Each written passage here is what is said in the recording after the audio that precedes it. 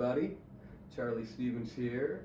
Today I have a very special guest, my good friend Patrick Fitzsimons. Thanks, Charlie. Hey Pat, how you doing today? Doing great, man. All right. Well, we're here in Kolkata, in West Bengal, India, and we just got finished doing a educational project, Program, teaching teaching some kids at the Piali Ashar Alo school. Yeah. So About a week's worth of teaching. yeah, Scratching the surface. yeah, Yeah, definitely. Yeah. It was awesome, though. Those kids are great. I agree, Yeah. man. They Such- try hard, they work hard, they focus. You know, they don't like talk back or act up or anything. It's like they really want to learn. It's awesome. Absolutely. Yeah. Anubis really doing Yeah. a really powerful thing there, and Mhm. so are you by bringing the music to them. Thanks, man. So Thank you. so thank you so much for having me as Yeah, part of this trip. course. And Of course. so Yeah, you and Emily have been the perfect people for it because you're patient, you know, and you're used to working with little kids, you know. That's the thing. Like a lot of pickers, the little really great pickers get frustrated when they're dealing with people on the basic levels, you know. Mhm. So, yeah, you need people that can deal with all levels. Absolutely. For sure. Yeah, I find it's really important to kind of meet people where they're at and Mhm. go from there. And you'd sometimes be surprised how far you can Yeah. go from there, you know. Mhm. But anyway, why don't we back up a little bit Sure, here? sure. So, you're the leader of a great band called the Bluegrass Journeymen. Yeah. So tell me a little bit about that.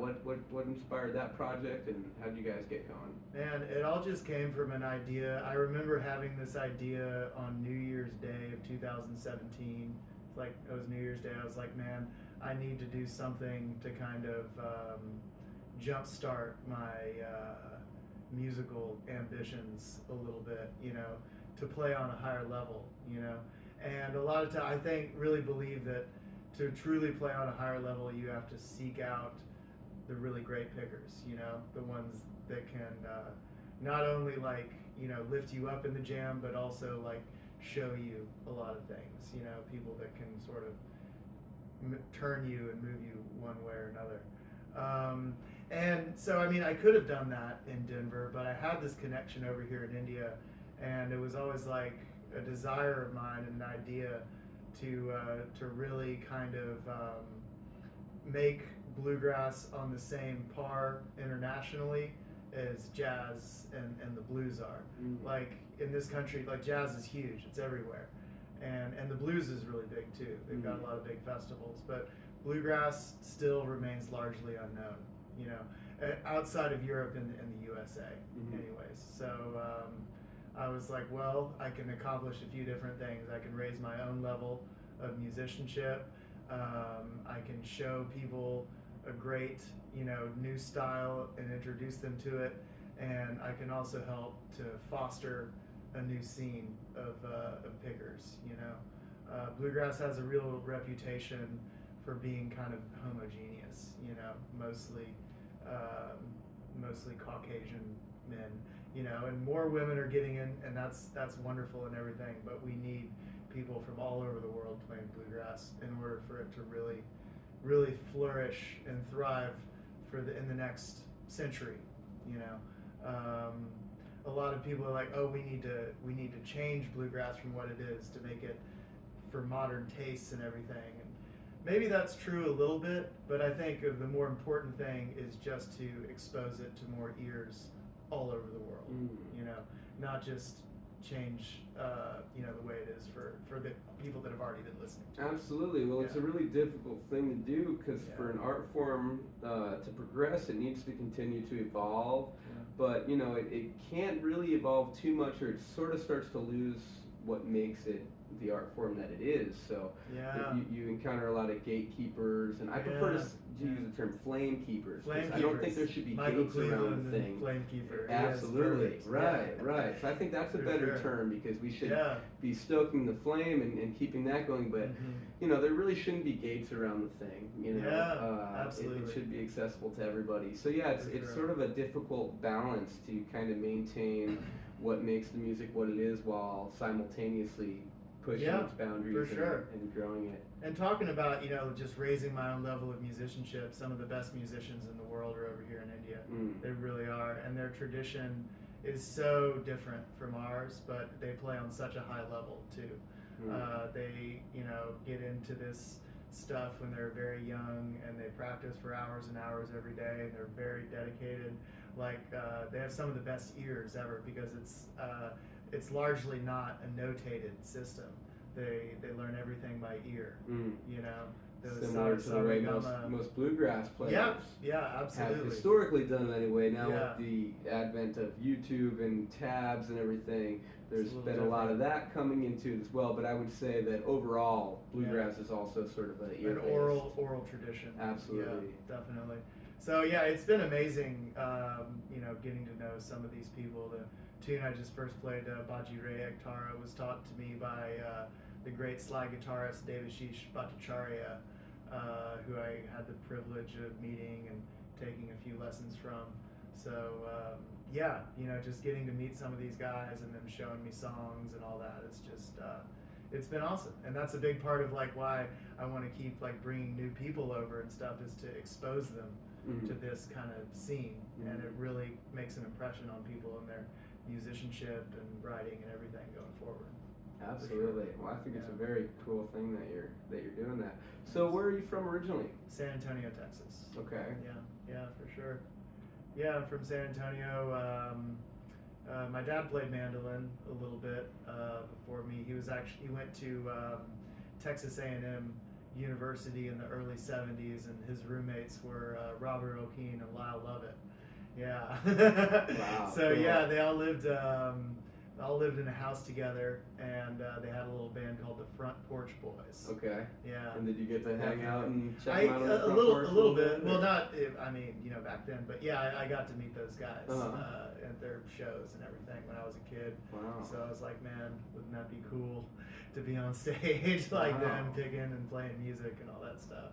So that kind of made a little bit of an impression. And then for some reason, when I was in college, like a sophomore in college, bluegrass really made this strong impression on me. I'd been going to the Telluride Bluegrass Festival for a long time before that, but I guess it was around 2002, 2003 that I just was filled with this desire to pick, and it to not just go to the festival, but to be in, go to the campground and jam and do all that stuff. Oh, okay. So were you playing before then? Before you got guitar a little bit? Yeah. Okay. I was really into Led Zeppelin and electric, Jimi Hendrix, and, all that kind of stuff. But the bluegrass thing kind of came, when I was in 18, 19 college. Okay. Yeah. Cool. So 18, 19 is when you kind of got into bluegrass. And what age did you start playing the guitar? Oh, I was 15, I think. 15? Yeah, okay. Something like that.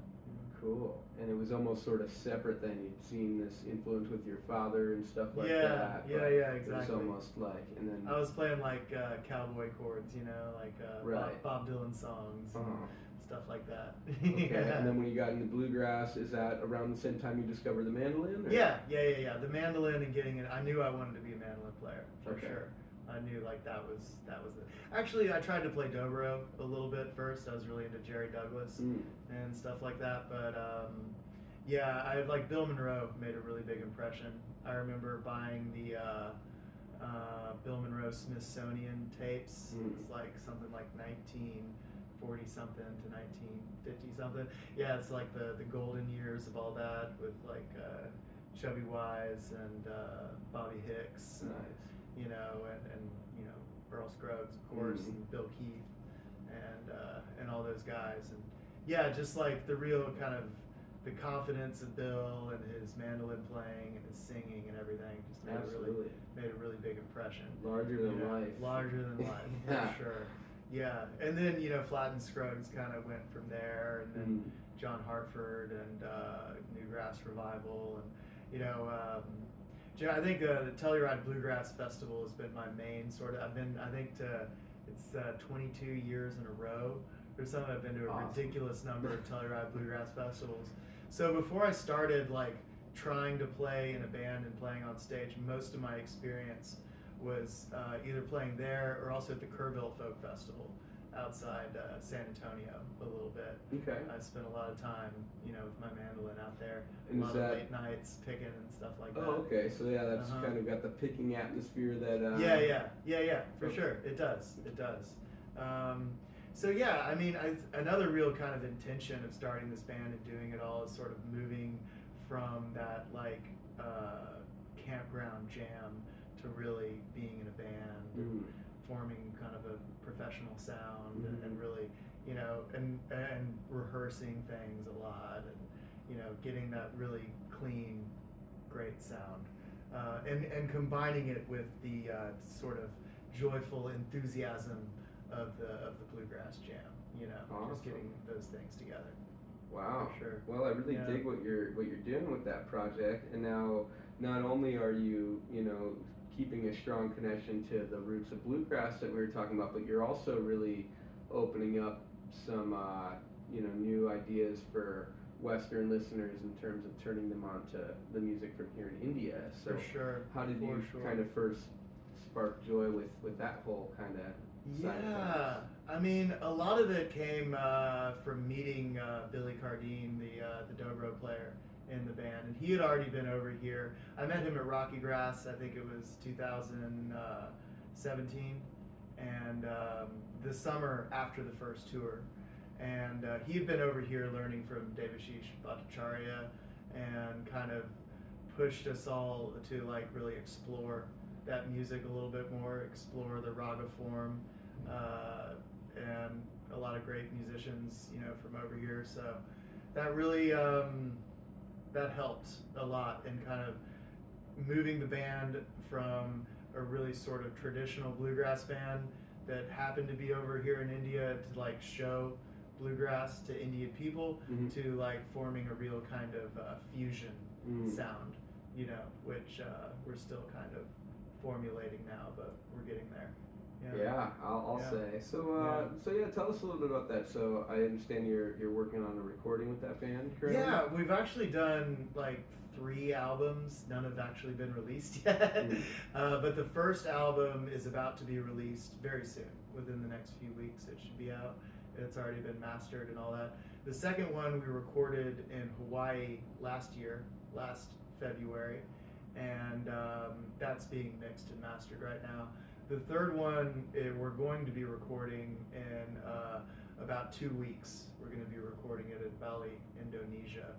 And this one's going to be really, really interesting because in the previous 2 recordings, there've been a lot of covers and stuff that I've sort of curated and been like, let's do this song, let's do that song. This one, it's all about equality. I want everybody from the band is bringing one song onto the album. Oh, sweet. Yeah, definitely. So it'll be a really cool, diverse kind of sound going on. And I find that it helps to build like a unifying sound within the band because if everybody's putting all their energy into learning your song and recording it and everything, that you feel that obligation to put the energy into everyone else's song. Absolutely. Yeah, and it just like, it lifts the whole thing up. So yeah, it's really exciting. Builds the camaraderie too, because everybody feels like their input is valued and the material that they're most passionate about is coming through. For sure. Yeah, I never wanted to have the band where it was like one guy up front, being like, singing all the songs and taking all the solos and doing all that stuff, and then he has his backing band behind him. A band should really be a team. Like I always make that. Yeah, and Bill Monroe did this too. Make the analogy between baseball and bluegrass. It's like you need to work as a team in order to make the music sound good. And he took that literally and made them play baseball on their off nights, right? Yeah, for sure. Or I think they would play a doubleheader during the day. I don't know if this is true, but he said that he would play a doubleheader during the day and then play 2 shows at night. Oh, wow. And then drive all night to the next thing. Play a doubleheader the next day and 2 shows the next set. It's like these guys weren't sleeping too much. Crazy energy. Yeah. Awesome. For sure. Yeah. Cool. Okay, and then when did you decide to bring the educational aspect into what you're doing? That all just kind of happened naturally. It all just it was my desire to really learn, to learn all this new stuff.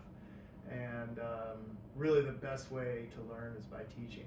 So that's where this whole thing with the Pialiel Arasho, it was a lady named Veda, who was a great classical guitarist from Kolkata that just we happened to meet. Elliot, our manager, happened to meet her, and we went out there. We bought them some instruments and like a keyboard and some tablas and guitars and fiddles. And so before we were out there this last time, we were out there twice to do little workshops, and they like put on a concert for us last time, kind of similar to what we did a little bit last week. But yeah, I really wanted to keep fostering that connection. You know, it takes commitment to build that scene, and I think I'd like to concentrate on just a few schools. You know, because I really to really kind of build those programs up, instead of like going around to every place and being like, this is bluegrass, play a song, and then you leave. Right. And then nobody is like, oh, didn't somebody play bluegrass here a while ago? You know, it has to be like where that place is known for, you know, this for a Western music program. Right. You know, jazz, blues, bluegrass. Yeah, it's a long road. It's got to be, you know, taken with a lot of patience and consistency, for sure. So. For sure. I agree with you there. Very long road. Yeah. So yeah, the journey. It's a long journey, for sure. Absolutely. Yeah. Well, I just want to thank you for bringing me out here and being part of this. It's truly one of the most incredible experiences of my whole life, and I think it's really awesome what you're doing with everything. So thank you. Keep it going. Absolutely. For sure. Yeah. All right. Well, why don't we pick a tune? Yeah. How about a little June apple? All right. Sounds great.